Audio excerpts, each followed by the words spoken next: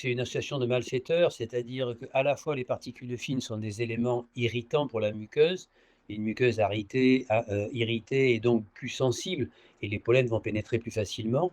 Et deuxièmement, il y a une étude qui avait été faite il y a quelques années au Japon, montrant qu'un pollen qui était peu allergisant, lorsqu'il était associé à des particules de pollution, avait une allergie, était beaucoup plus allergisant et son allergénicité augmentait.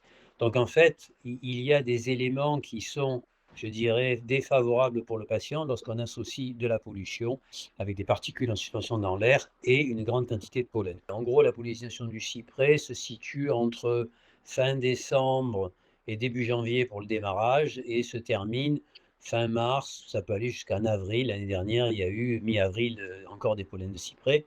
Donc c'est extrêmement variable, en sachant que si vous habitez en périphérie des villes, à la campagne, et que vous avez près de chez vous des cadres et des genévriers, vous avez une pollinisation des cadres et des genévriers qui est plutôt en novembre-décembre. Donc si vous êtes allergique aux cupressacées en général, vous allez vous retrouver avec une sensibilisation qui peut durer de fin novembre à avril, quoi. Ça peut être long. Pendant cette période difficile, il faut prévenir, c'est-à-dire avoir vu son pneumologue ou son allergologue avant, de manière à pouvoir bénéficier, si vous êtes allergique qu'au pollen de cyprès, éventuellement d'une immunothérapie spécifique. Mais lorsque vous êtes dans le dur et que vous êtes en plein dans les pollens et que vous n'avez pas anticipé, à ce moment-là, il faut prendre des mesures simples. D'abord, surtout en ce moment où il y a énormément de virus, n'hésitez pas, si vous sortez et qu'il y a du vent, à mettre un masque.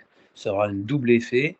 Et la deuxième chose, c'est effectivement se laver le nez au sérum physiologique le matin et le soir, utiliser les antihistaminiques, que ce soit par voie générale ou par voie locale. Et souvent, il y a des produits maintenant qui sont sortis. On utilise un antihistaminique associé à un corticoïde par voie nasale, ce qui a moins d'effets secondaires et peut nous permettre de passer un cap. En tout état de cause, il faut être prudent lorsqu'il y a des journées de grand vent et pas s'amuser à faire du footing ces jours-là.